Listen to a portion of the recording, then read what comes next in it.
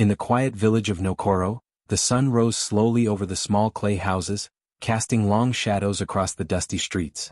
Two sisters, Amara and Lena, woke before the first light each day. Their father, Kato, had fallen very sick, and each cough or groan from him made their hearts ache.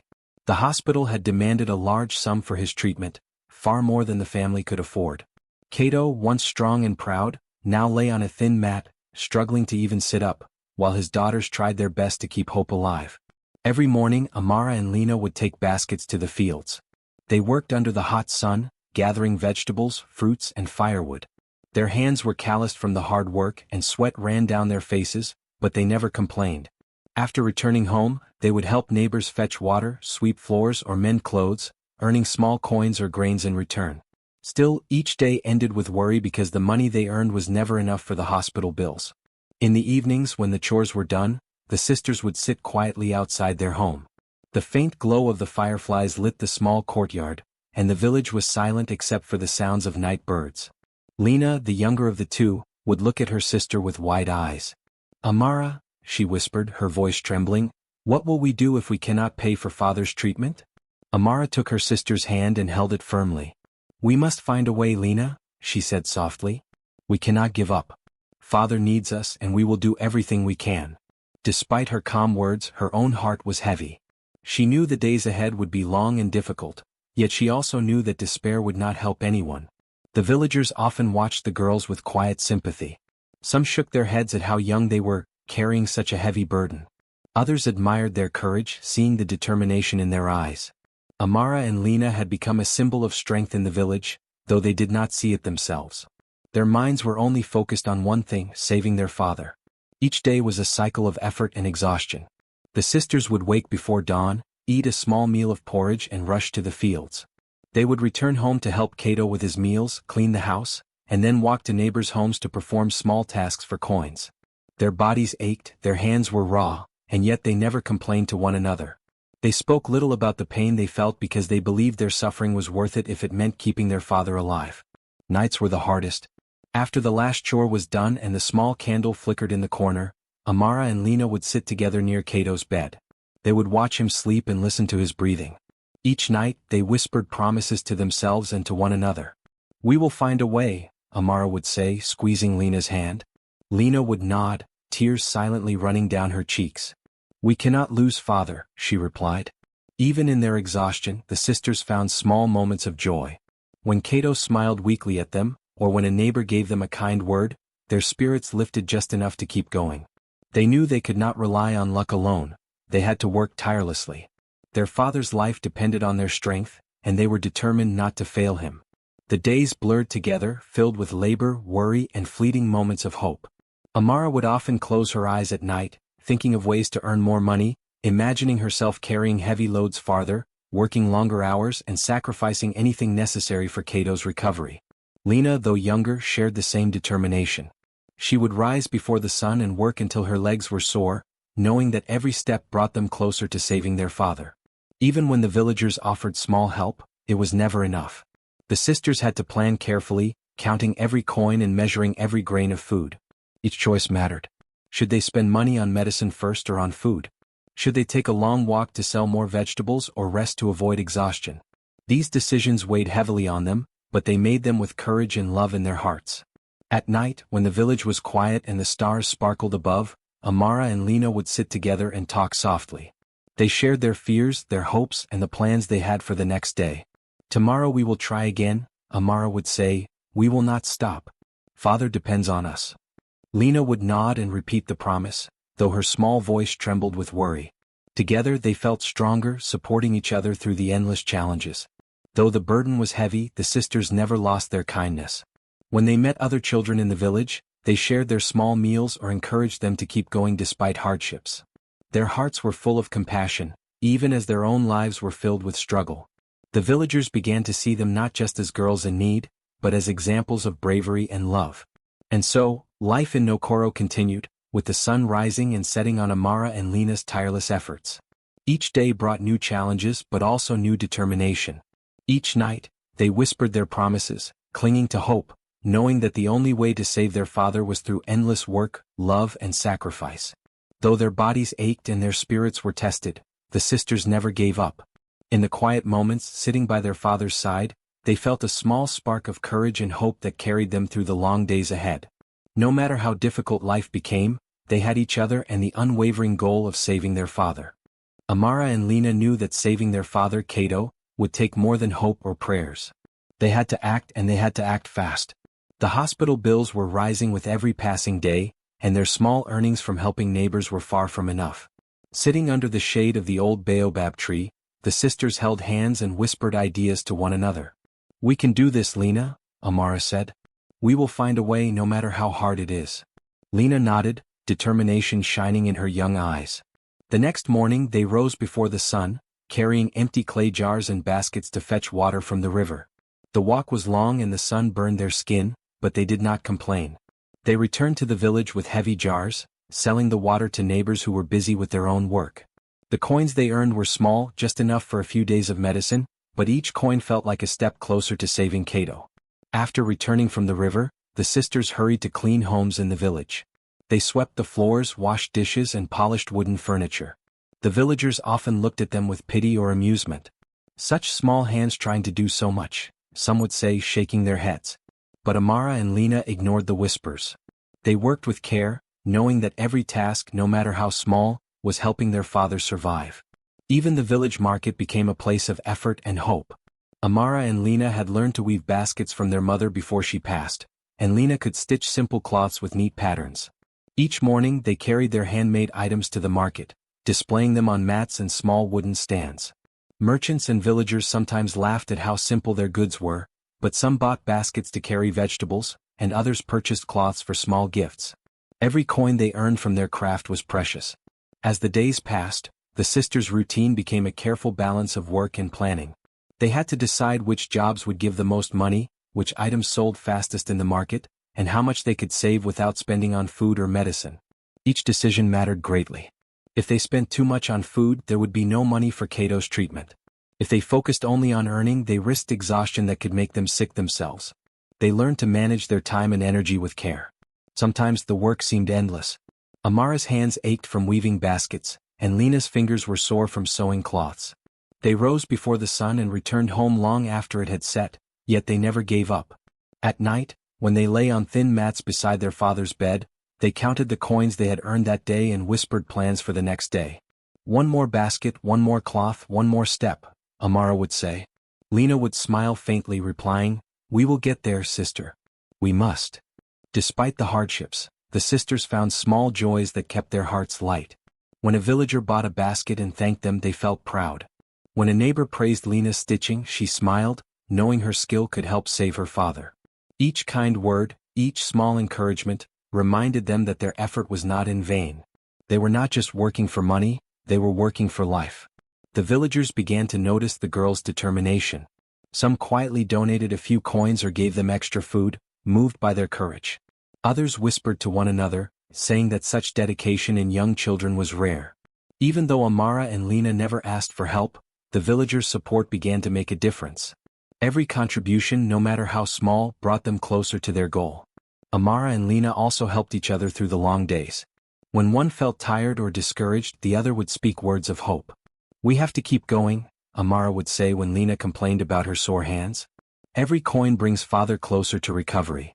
And when Amara felt weak from exhaustion, Lena would gently remind her, "We are stronger than we think. Together we can do anything." Their bond became their greatest strength. Even as the work grew harder, they kept their spirits alive with small routines. They shared a simple meal of maize porridge in the evening, and often sang softly to each other to forget the exhaustion for a moment. When they returned home with their earnings, they would carefully place the coins in a small clay jar hidden under Cato's bed, each coin a symbol of hope and survival. Every day their plan became clearer. They would continue carrying water, cleaning homes, and selling their baskets and cloths until they had enough money to pay the hospital bills. The work was exhausting, the days long, and the nights filled with worry, but Amara and Lena were determined to save their father no matter what. Each small action, each coin earned, was a step toward keeping Cato alive and giving their family a chance to survive. The sisters learned lessons about patience, resilience, and the power of hard work. They understood that even when people laughed or doubted them, their determination could overcome any obstacle. The plan they had made under the old baobab tree, whispered in quiet voices at night, was slowly coming to life. And every day as they returned home tired but hopeful, they knew that together, they could face any challenge and bring their father back to health. Weeks passed in the village of Nokoro, and life for Amara and Lena grew even harder. The hospital bills for their father, Kato, kept increasing, and no matter how much they worked, it never seemed enough. The girls had to make choices that no child should ever have to make. School, which once gave them joy in learning, had to be left behind for now. Each morning, instead of walking to the small classroom under the big tree, they rose before the sun and prepared for a long day of work. Their mornings began with fetching water from the river. The walk was long and the sun burned their skin, but they carried the heavy jars without complaint. Every drop of water they sold brought them a few coins, but sometimes it was barely enough to cover the next day's food. After the river, they worked in the fields, gathering vegetables, fruits, and firewood. Their small hands blistered, their feet ached, and their backs ached from bending under the weight of the baskets. Yet they moved steadily, step by step, determined to save their father. Even after the fields, they went to neighbors' houses to sweep, wash, and help with chores. Some villagers gave them small coins, others gave food or grains to support their effort. The sisters never begged, but their quiet determination inspired those who saw them working. The villagers whispered to each other, amazed that children so young could carry such a heavy burden without complaint. "Those girls have courage," some said. "They remind us of what love and sacrifice truly mean." As the days turned into weeks, the girls' bodies began to feel the strain.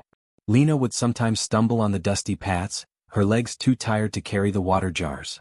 Amara's hands became rough and calloused from weaving baskets and carrying heavy loads. At night, when they lay on thin mats beside their father's bed, they felt the weight of every ache and pain. Yet despite the exhaustion they never stopped. Each coin they saved was another step toward paying the hospital bills and keeping Kato alive. Sometimes the sisters faced hunger. Food was scarce because most of their earnings went to medicine and small coins to save for the hospital. They would share a tiny portion of maize porridge and smile at each other, finding comfort in their shared determination. Amara would whisper to Lena, "One day father will be well and we will see that our hard work was worth it." Lena would nod, wiping tears from her eyes, and reply, "We can do this. We must." The hardest moments came when they felt hopeless. The bills were high, and sometimes the hospital sent letters demanding more money. It was tempting to give up or cry, but the sisters reminded each other why they were working so hard. Kato's life depended on their effort, and they had promised not to fail him. They held on to hope, even when the sun set and their bodies ached from exhaustion. The girls also learned how to manage their little earnings wisely. Each coin was counted and saved carefully. They could not spend anything on themselves. Clothes, food, even small comforts were set aside for their father. Amara taught Lena how to track their earnings and plan for the hospital bills, and Lena helped by reminding Amara to rest when she could. Together they became stronger and wiser with each passing day. As their courage became clear, some villagers quietly offered help. A neighbor might drop a small coin into their basket, or a local merchant might give them a few vegetables for free. The sisters never asked, but the villagers' generosity showed them that their hard work and love for their father were inspiring others. It was not just money they earned, it was respect, hope, and support from their community. Despite the hardships, Amara and Lena tried to keep their spirits alive. They would laugh quietly when one of them tripped over a basket or when a small child in the village offered them a flower. They would sing softly while working, letting the rhythm of their voices ease the pain in their muscles. These small joys gave them strength to continue through the long, tiring days. Evenings were their time to reflect and plan for the next day. Sitting near their father's bed, they would count the coins saved and make notes of what they still needed. Amara would take Lena's hand and whisper, "Every step we take brings us closer to father's recovery. We cannot give up now." Lena, though exhausted, would nod and say, "We will not. Together we are strong." Through all the hard choices, the sisters learned important lessons. They discovered that love and determination could push a person further than they ever imagined. They learned that even the smallest acts of courage, a basket sold, water carried, clothes washed, could make a difference. And they learned that their efforts could inspire others, even adults in the village, to act kindly and generously. The days continued, each one long and filled with labor, but the sisters never lost hope. They faced hunger, exhaustion, and pain, yet their hearts remained determined. The work was difficult, the sacrifices great, but the reward, saving their father, was worth every hardship. Their courage grew stronger with each passing day, and the villagers began to see them as an example of love, hard work, and selflessness. Even as their bodies ached, Amara and Lena never stopped thinking about their father's smile, his small words of encouragement, and the hope that one day he would be well again. That hope carried them through the hardest days, helping them rise before the sun, work tirelessly, and save every coin they could. Through their struggle, the sisters showed that true strength is not in age or size, but in love, determination, and the willingness to do whatever it takes for family. They discovered that courage is quiet, patient, and consistent, and that even young children can face impossible challenges with a brave heart.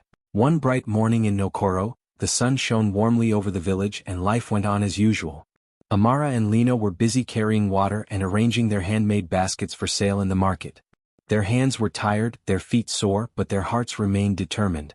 Each coin they earned was carefully saved for their father, Kato, whose sickness had not yet fully eased. The sisters had been working for weeks, and though their bodies ached, they never stopped. That day, a nurse named Zola arrived in the village.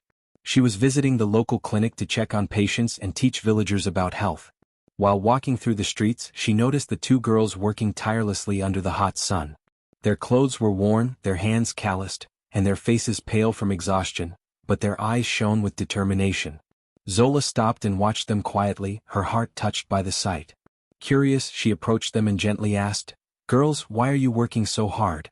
You should be at school, playing, not carrying such heavy loads." Amara and Lena looked at each other, hesitating for a moment, then Amara spoke softly, "Our father is sick, Nurse Zola. The hospital bills are too high. We have to work to save him."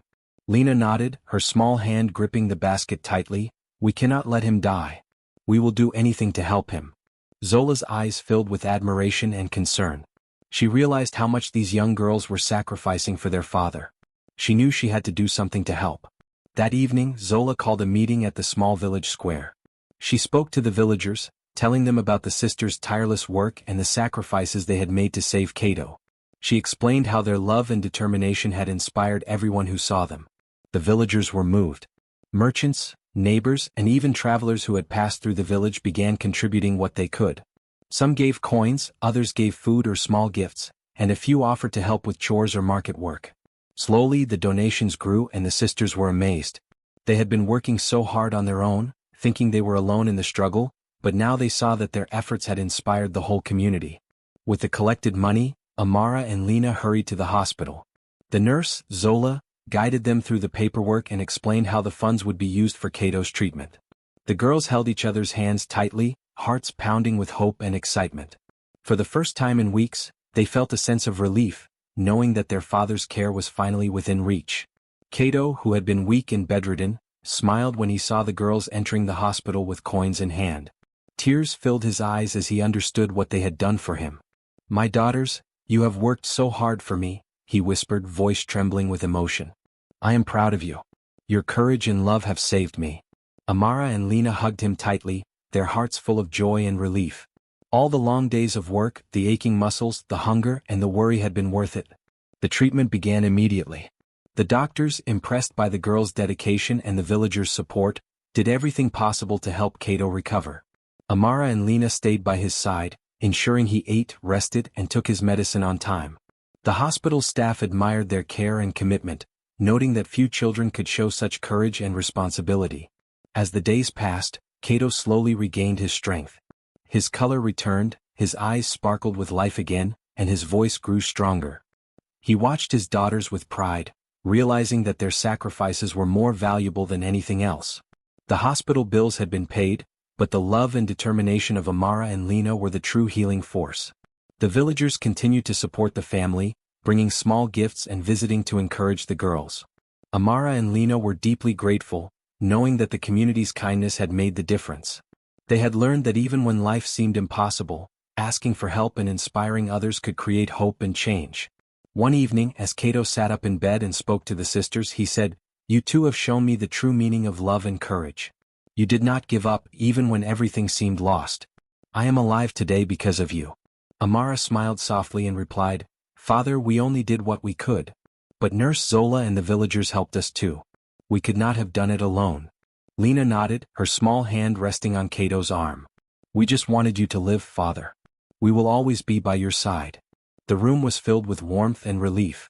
The long struggle, the endless work, and the sacrifices had finally brought hope, healing, and a renewed sense of life to their family.